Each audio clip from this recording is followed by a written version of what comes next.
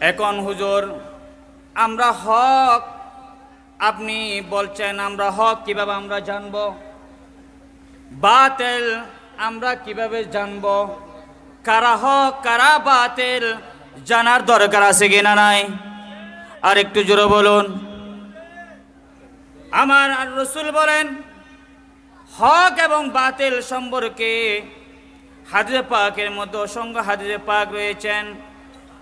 সাথে সাথে মহান রব্বুল আলামিন কুরআনুল কারীমের সূরা তাওবার 100 নম্বর আয়াতের মধ্যে কারা হক কারা বাতিল, কারা হক পথে কারা বাতিলের পক্ষে আছে আমাদের জানার দরকার আছে কিনা নাই? আমার রাসূল বলেন বনি ইসরায়েলের যুগের মধ্যে বনি ইসরায়েলরা 72 দলে বিভক্ত হয়েছেন। কয় দলে? আর একটু জোরে। 72 দলে বিভক্ত হয়েছেন, কিন্তু আমার উম্মতের মধ্যে তারা 73 দলে বিভক্ত হবে। কয় দলে? 73 দলে। আমার রাসূল বলেন 72 দল সবাই জাহান্নামের মধ্যে যাবে, কিন্তু একটি দল জান্নাতে যাবে। জোরে বলুন না সুবহানাল্লাহ। একটি দল কোথায় যাবে? জান্নাতে যাবে। আমার আল্লাহ কুরআনুল কারীমের সূরা তাওবার 100 নম্বর আয়াতের মধ্যে মহান রব্বুল আলামিন বলেন ওয়াস-সাবিকুনাল আউয়ালুনা মিনাল মুহাজিরিন ওয়াল আনসারি ওয়াল্লাযীনা ইত্তাবাউহুম بإحسان رضي الله عنهم ورضوا عنه চিৎকার দিয়ে বলুন সুবহানাল্লাহ। আল্লাহু আকবার। ইয়া রাসূলুল্লাহ ইয়া গৌসুল আজম দস্তগীর জিন্দাবাদ জিন্দাবাদ জিন্দাবাদ জিন্দাবাদ জিন্দাবাদ। সালাত দুনিয়া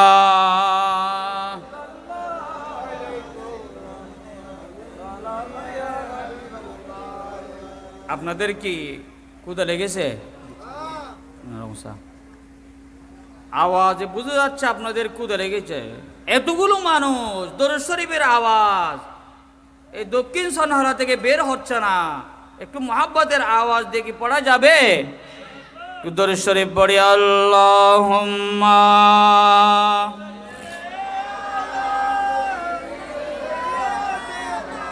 মাওলানা মুহাম্মাদ ওয়ালা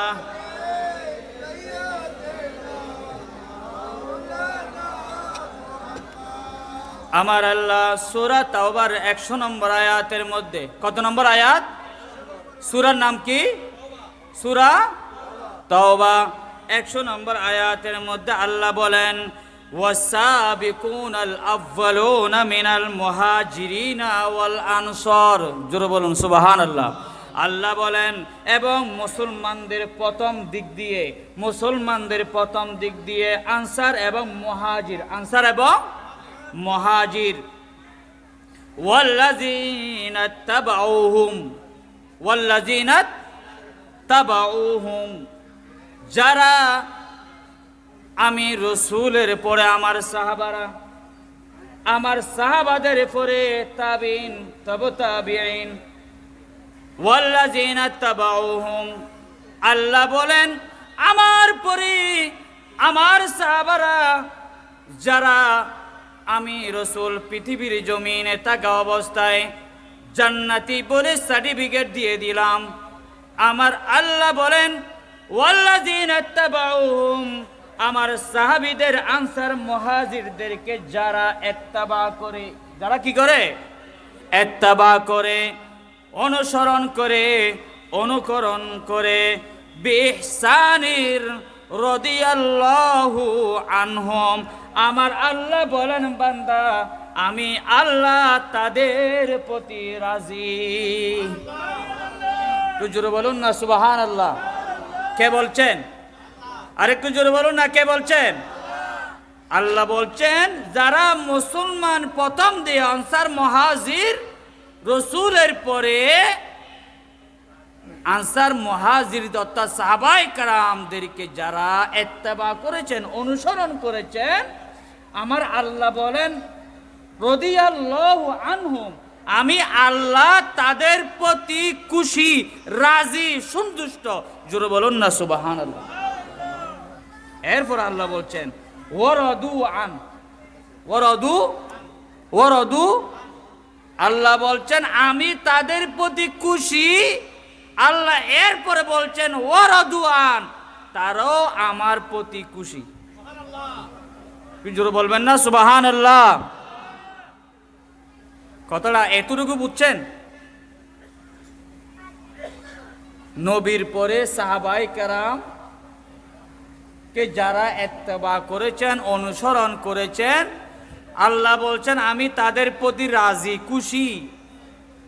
আল্লাহ বলছেন শুধু তাই নয়, তারাও আমার প্রতি খুশি। সুবহানাল্লাহ বলবেন না? এরপর আল্লাহ বলছেন ওয়া'আদ্দা লাহুম জান্নাতিন তাজরি মিন তাহতিহাল আনহার, আমি আল্লাহ তাদের জন্য জান্নাত নির্ধারণ করেছি। জোরে বলুন না সুবহানাল্লাহ। কাদের জন্য? কাদের জন্য? যারা সাহাবায়ে কেরাম কে ইত্তেবা করেছেন, সাহাবায়ে কেরাম যে পথে গিয়েছেন, তাদেরকে যারা অনুসরণ করেছেন, তাদের পথে যারা চলেছেন, তাদের জন্য আল্লাহ বলছেন ওয়া'আদ্দা লাহুম, আমি জান্নাত নির্ধারণ করে রেখেছি। রসুল বলছেন, এই হাদিসে পাক যখন রসুল পাক সাল্লাল্লাহু আলাইহি ওয়াসাল্লাম বলেছেন আমার উম্মতের মধ্যে 73 দল হবে, কিন্তু 72 দল কোথায় যাবে? জাহান্নামে। এক দল যাবে কোথায়? আরেকটু জোরে বলুন, এক দল কোথায় যাবে? দল হবে 73টা, কিন্তু 72 দল সবাই জাহান্নামে যাবে, কিন্তু এক দল যাবে কোথায়? এক দল যাবে কোথায়? জান্নাতে। আমরা জান্নাত পেতে চাই কি চাই না? আর একটু জোরে। এখন আমরা হক সেটা আমরা কিভাবে জানবো? আমার রাসূল বলেন যারা সাহাবায়ে কেরাম এই হাদিসে পাক শোনার পরে সাহাবায়ে কেরাম জিজ্ঞেস করলেন ইয়া রাসূলুল্লাহ 72 দল জাহান্নামে যাবে, এক দল জান্নাতে যাবে, তারা কারা? তারা কারা? তারা কারা আপনার উম্মতের মধ্যে? আপনি একদল জান্নাতে যাবে আর সবাই জাহান্নামে, তারা কারা? আমার রাসূল বলেন ও আমার সাহাবা শুনো শুনো, ও একমাত্র দল হচ্ছে আহলে সুন্নাত ওয়াল জামাত, যারা আমি নবীর পরে আমার সাহাবায়ে কেরামকে ইত্তেবা করেছেন, অনুসরণ করেছেন, ওই সমস্ত ব্যক্তিরা হলো জান্নাতি। জোরে বলবেন না সুবহানাল্লাহ। সালাতুনিয়া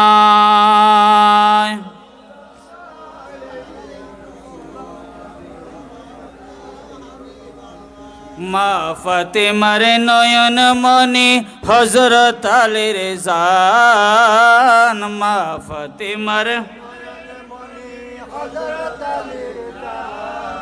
ইমাম হোসেন শহীদ হলেন কারবালার ময়দান, ইমাম হোসেন শহীদ। একটু মহব্বতের আওয়াজে পড়তে হবে। মা ফাতেমার নয়ন মনি, আর আওয়াজ দিয়ে মা ফাতেমার নয়ন মনি ইমাম হোসেন শহীদ, ইমাম হোসেন শহীদ। ঈদের দিনে নতুন পোশাক পড়লো সকলে, হাসান হোসেন কান্দে নানা পোশাক দাও বলে, ঠিক না বেঠিক? ঈদের দিনে নতুন পোশাক পড়লো সকলে, হাসান হোসেন কান্দেন নানা। দয়াল নবী করল দোয়া ও গো রব্বানা, জান্নাত হতে কুদরতারি সেই পোশাকে শহীদেরি কারবালার নিশান। ইমাম হোসেন শহীদ হলেন কারবালার ময়দান। ইমাম হোসেন মা ফাতেমার নয়ন মনি হযরত আলীর জান। ইমাম হোসেন শহীদ দয়াল নবীর জবানে কারবালার বয়ানে, দয়াল নবীর আওলাদ রসুল শহীদ হবেন হাদিসে প্রমাণ। ইমাম হোসেন দান, ইমাম হোসেন শহীদ সালাতুনিয়া।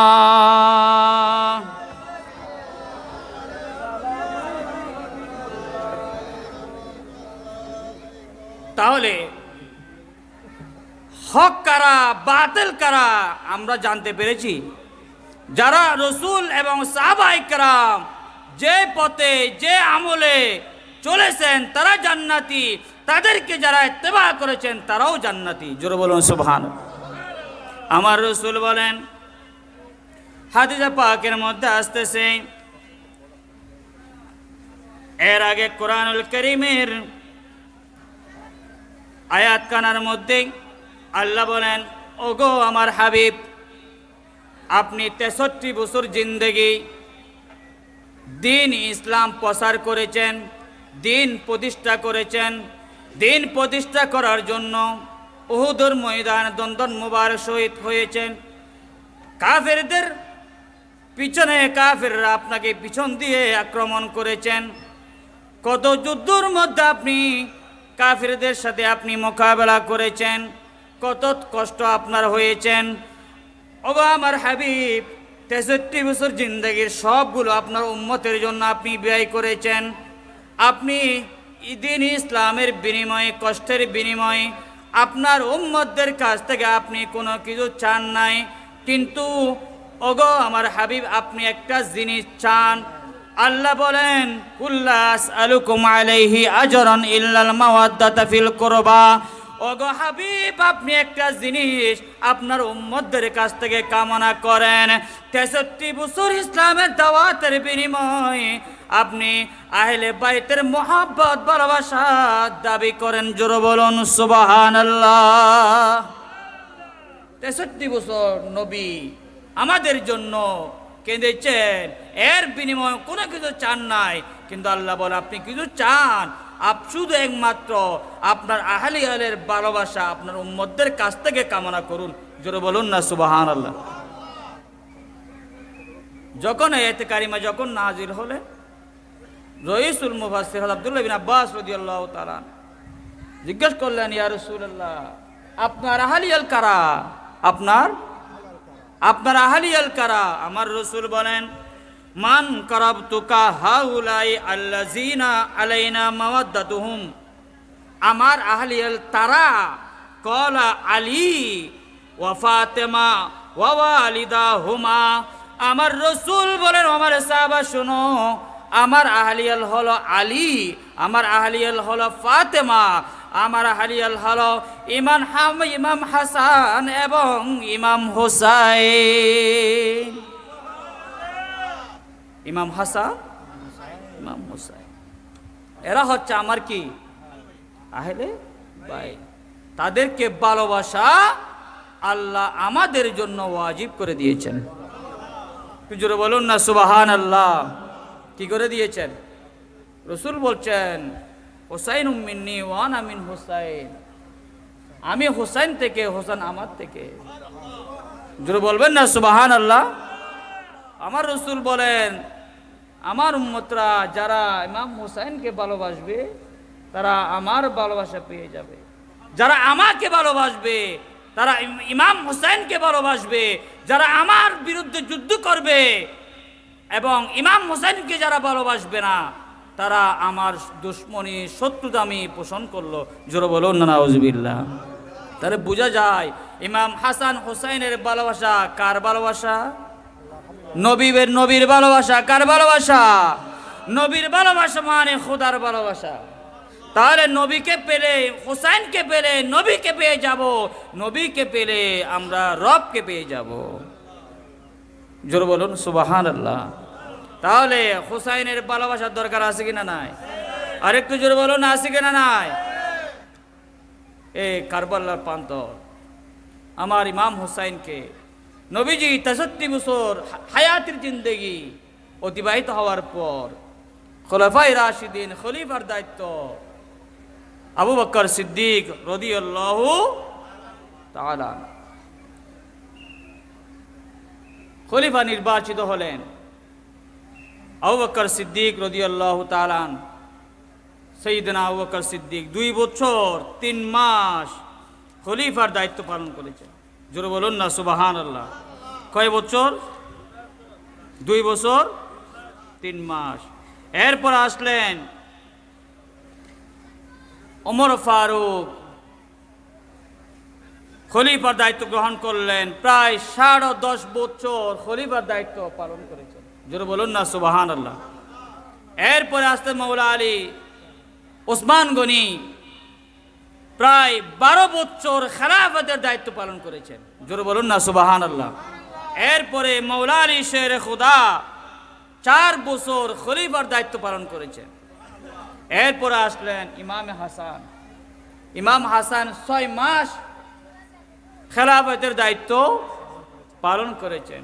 যখন ইমাম হাসান বয়সে ছোট ছিলেন তখন বলল, ও হাসান তুমি বয়সে ছোট, আর আমির মুয়াবিয়া হচ্ছে বড় সাহাবী, বয়সে তোমার মুরব্বী, সেই হিসাবে তুমি আমির মুয়াবিয়াকে খেলাফতের দায়িত্ব দাও, অপন্ন করে দাও। জোরে বলুন না সুবহানাল্লাহ।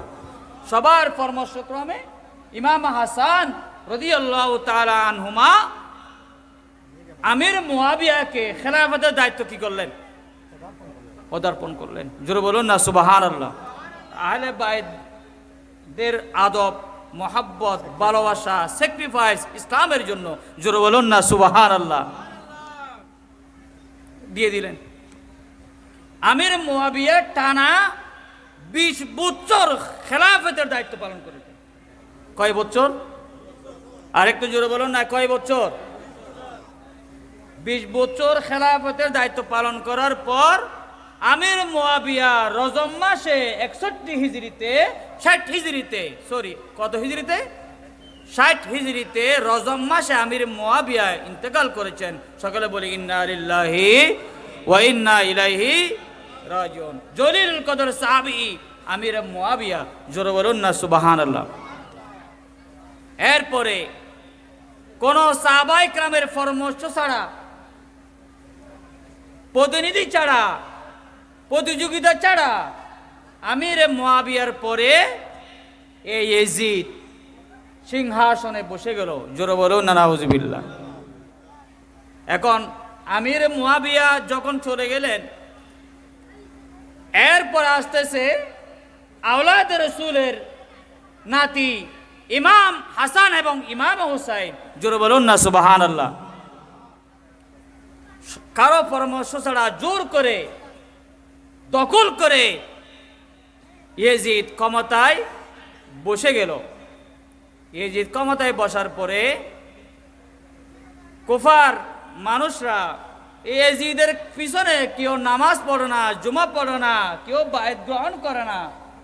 এখন ইমাম হুসাইন রাদিয়াল্লাহু তাআলা আনহুমাকে কুফাবাসীরা একের পর এক সিঁড়ি দিতে লাগলো। জোরে বলুন না সুবহানাল্লাহ। কিতাবের মধ্যে আসতেছে ১, ২, ৩, ১০৯, কিতাবের মধ্যে আসতেছে ১৫০টি সিটি ইমাম হুসাইনের কুফাবাসীরা সিঁড়ি পাঠিয়েছেন। সিটির মধ্যে লিখেছেন ইমাম হুসাইন সব সিঁড়ি পড়েছেন, কিন্তু দেখতে পাচ্ছেন একটা সিঁড়ির মধ্যে কুফাবাসীদের আকুল আবেদন, ও ইমাম হুসাইন, আমরা ইয়াজিদ জোর করে ক্ষমতা দখল করেছেন, আমরা ইয়াজিদের পিছনে জুমা পড়ি না, ইয়াজিদের পিছনে আমরা নামাজ পড়ি না, ইয়াজিদকে আমরা প্রতিনিধি মানি না, খলিফা আমরা মানি না। কারণ ইয়াজিদ হলো লম্পট, ইয়াজিদ হলো মদখোর, ইয়াজিদ হলো ব্যভিচারকারী। ও ইমাম হুসাইন আওলাদে রসুল, আমরা কখনো ইয়াজিদের হাতে বায়াত গ্রহণ করতে পারি না। ও ইমাম হুসাইন, আপনি অবশ্যই কুফার জমিনের মধ্যে আসবেন, আমরা আপনার কাছে বায়াত গ্রহণ করব। আর যদি আপনি যদি কুফার জমিনের মধ্যে যদি না আসেন, কিয়ামতের ময়দানে আমরা আপনার নানা জানের কাছে আপনার বিরুদ্ধে আমরা অভিযোগ করব। জোরে বলুন সুবহানাল্লাহ। কি করব? অভিযোগ করব। ও আওলাদের রাসূল, আমরা বাধ্য হব ইয়াজিদের হাতে বায়াত গ্রহণ করতে। আমরা কি হব? বাধ্য হব। যদি কিয়ামতের ময়দানে যদি আপনার নানা যদি আমাদেরকে প্রশ্ন করে, ও কুফিরা, আমার আওলাদের রাসূল থাকতে কেন তোমরা ইয়াজিদের হাতে বায়াত গ্রহণ করেছ, তখন আওলাদের রাসূল ইমাম হুসাইন আমরা আপনার বিরুদ্ধে হাসরের ময়দানে আপনার নানাজানের কাছে অভিযোগ করব। ইয়া রাসূলুল্লাহ, আমরা আপনার নাতিকে ইমাম হুসাইনকে আওলাদের রাসূলকে আমরা 1 নয় 2 নয় 150টি অন্যান্য কিতাবের মধ্যে আসতেছে 1200 সিটি আমরা আওলাদের রাসূলকে দিয়েছি। আপনার নাতি কুফার জমিনে আসে নাই, আমরা বাধ্য হয়েছি ইয়াজিদের হাতে বায়াত গ্রহণ করতে। এই কথা শুনে সিডি দেখে ইমাম হুসাইন নরম হয়ে গেল, গলে গেল। সাহাবা ইকরামকে বললেন, আমার সাহাবা, নানাজানের সাহাবারা, আপনারা আমাকে কেউ বাধা দিবেন না। প্রথমে বাধা দিয়েছিলেন, বললেন, ও আওলাদের রাসূল, কুফিরা কখনো কৃতজ্ঞতাকারী ব্যক্তি না। কুফিরা এখন ভালো এখন খারাপ, তারা বেঈমানি করতে পারে, মুনাফিকি করতে পারে, তারা আপনার সাথেও মুনাফিকি করতে পারে, আপনি যায়েন না। ইমাম হুসাইন বললেন, ও আমার নানাজানের সাহাবারা, তারা যদি আমার বিরুদ্ধে হাসরের ময়দানে অভিযোগ করে, তখন আমি আওলাদের রাসূল কোথায় যাব, কি জবাব দিব নানাজানের সামনে? আমার নানাজান 63 বছর জিন্দেগি ইসলামকে প্রতিষ্ঠা করার জন্য নিজের জানকে কোরবান করে দিয়েছেন। জোরে বলুন না সুবহানাল্লাহ। আমি নানাজানের সামনে কি জবাব দিব? ইমাম হুসাইন রাদিয়াল্লাহু তাআলা সাহাবায়ে কেরামের পরামর্শক্রমে আওলাদের রাসূল ইমাম মুসলিম বিন আকিলকে ইমাম হুসাইনের আওলাদের রাসূলের প্রতিনিধি হিসেবে কুফার জমিনে প্রেরণ করেছেন। জোরে বলুন সুবহানাল্লাহ। নারে তাকবীর, আল্লাহু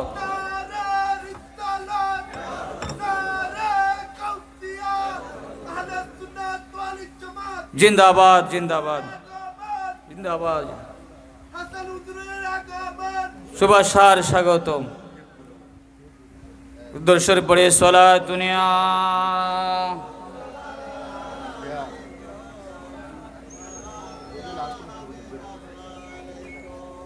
আল্লাহুম্মা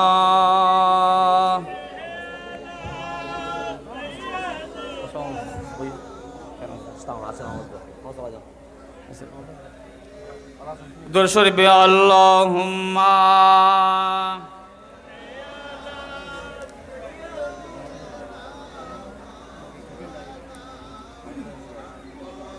ওয়ালালি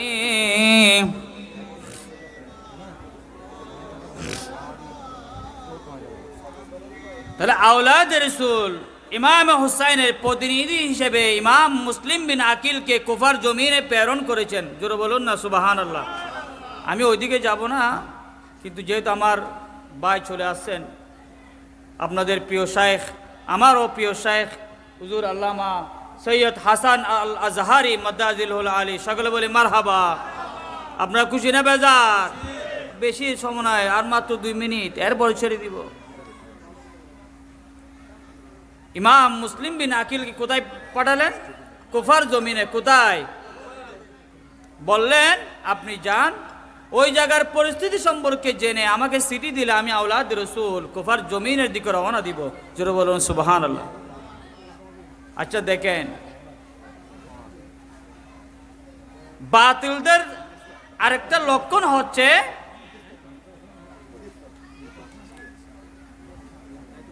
এখন হকের কথা বলবে, কিছুক্ষণ পরে দেখবেন তাদের ওই কথা হক থেকে আবার সরে যাবে, বাতিলের দলে চলে যাবে। ঠিক না বেটি? 150, 150, 1200 সিটি প্রেরণ করেছেন আওলাদ রসুলকে কুফার জমিনে যাওয়ার জন্য, কিন্তু ইমাম মুসলিম বিন আকিল যাওয়ার পরে দেখা যাচ্ছে কুফাবাসীরা সবাই মারহাবা স্বাগতম জানিয়ে প্রথম দিনে 12,000 কুফাবাসী ইমাম মুসলিম বিন আকিলের হাতে বায়াত গ্রহণ করেছে। কত হাজার? 12,000। এর পরের দিন আরো 6,000। কত হাজার হলো? এভাবে আস্তে আস্তে দিন যত যায় বাড়তে থাকে। কিতাবের মধ্যে আস্তে আস্তে মুসলিম বিন আকিলের হাতে 40,000 কুফাবাসী বায়াত গ্রহণ করেছে। তুই জোরে বলুন না সুবহানাল্লাহ। কত হাজার? 40,000। বায়াত গ্রহণের পরে মুনাফিক দুনিয়া শুরু থেকে ছিল, এখনো আছে, ভবিষ্যতেও। আরেকটু জোরে বলুন না। কুফি ওই সময় ছিল, এখনো আছে, ভবিষ্যতেও। এখন দলে দলে সবাই যখন ইমাম মুসলিম বিন আকিলের হাতে বায়াত গ্রহণ করছে, এখানে কিছু আবার মুনাফিক ইয়াজিদ বাহিনী আছে কিনা নাই? ওই সময় ছিল, এখনো আছে কিনা নাই? এই যে মহরম মাস আসতে দেখবেন আগামী জুমাতে অনেক মসজিদের মিম্বরে ফাটা ফেলবে, ওই সুন্নিরা পাগল হয়ে গেছে ইমাম হুসাইনের জন্য। তারা এই মাহফিলকে, আহলে বাইত রাসূলের স্মরণকে তারা মিম্বরে দাঁড়িয়ে বেদাতের ঘোষণা দিবে। জোরে বলুন না নাউযুবিল্লাহ। তাহলে স্পষ্ট প্রমাণ, ওই সময় কুফি ছিল, ইয়াজিদ বাহিনী ছিল, এখনো ভবিষ্যতেও। যখন দলে দলে যখন বায়াত গ্রহণ করছে, কিছু ইয়াজিদ বাহিনীর সহ্য হচ্ছে না, তারা কি করলেন? ইয়াজিদের কাছে খবর পাঠাই দিলেন, ও ইয়াজিদ, দ্রুত গতিতে এই কুফার জমিনের পরিস্থিতি খুব ভয়াবহ, আপনি যদি এই পরিস্থিতি নিয়ন্ত্রণ না নেন তাহলে কিছুদিন পর এই কুফার জমিনে আপনি আর আসার সুযোগ হবে না। এখন ইয়াজিদ তো ক্ষমতার লোভী, তার কাছে কি দরকার? ক্ষমতা। জোরে বলুন না, কি দরকার? আর ইমাম হুসাইন তো আওলাদ রাসূল তো ক্ষমতার দরকার আছে না? আরেকটু জোরে বলুন না, আছে? রাসূল পাক সাল্লাল্লাহু আলাইহি সাল্লাম যাকে আওলাদ রাসূল ইমাম হুসাইনকে কোটি কোটি জান্নাতের যুবকদের সর্দার বলে ঘোষণা দিয়েছেন। জোরে বলুন না সুবহানাল্লাহ। ওই ব্যক্তির কি বাদশাগিরির দরকার আছে? ক্ষমতার দরকার আছে?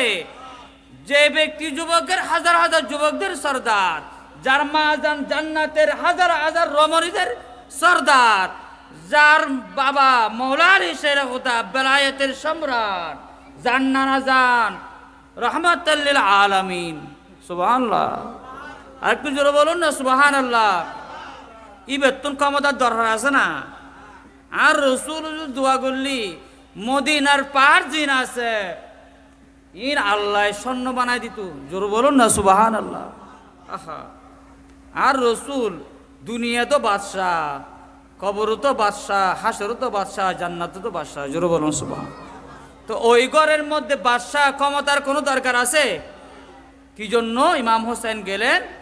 একটা কারণ, ওই নানা জানের কাছে অভিযোগ করবে কুফাবাসী, সেই জন্য অভিযোগ থেকে বাঁচার জন্য আমার ইমাম হোসেন আওলাদ রাসূল কারবালার প্রান্তরে গিয়ে, মুসলিম বিন আকিল কারবালার প্রান্তরে গিয়ে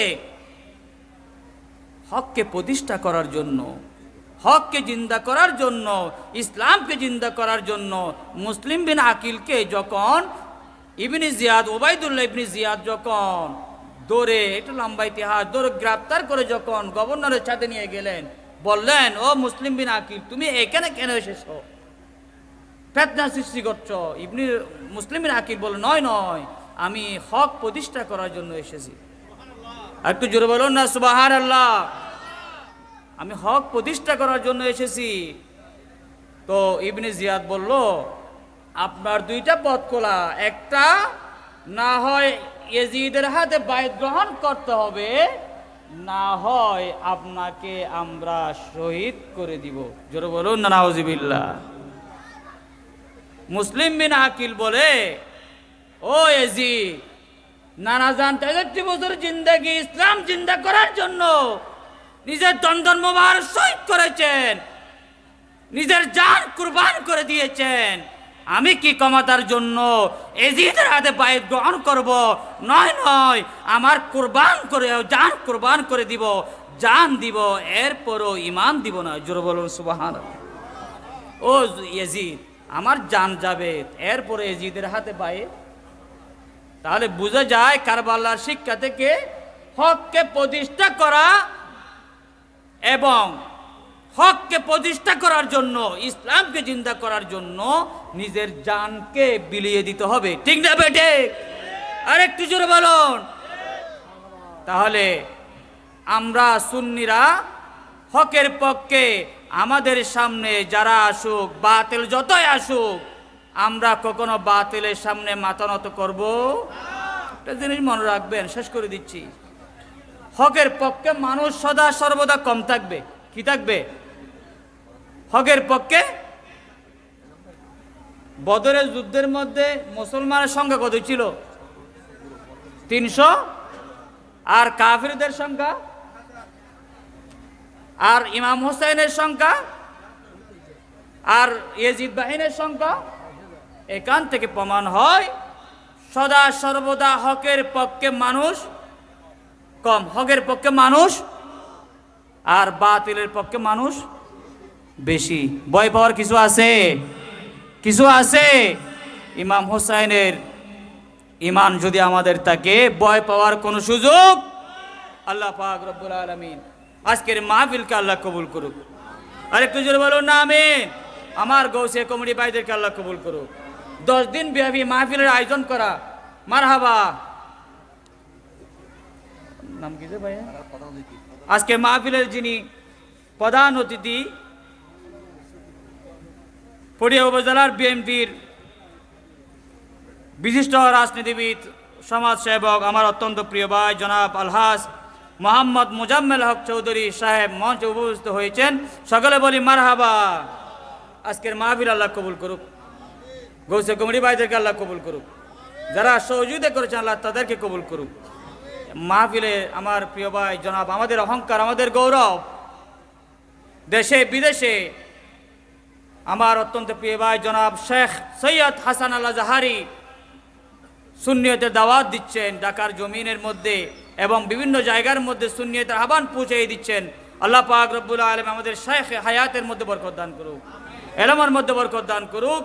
আল্লাহ পাক আজকের মাহফিলের উসিলায় সকলকে নাজাতের উসিলা হিসেবে আল্লাহ কবুল করুক। ওয়া আখিরু দাওয়ানা আলহামদুলিল্লাহি রাব্বিল আলামিন। আসসালামু আলাইকুম ওয়া রাহমাতুল্লাহি ওয়া বারাকাতুহু। মারহাবা।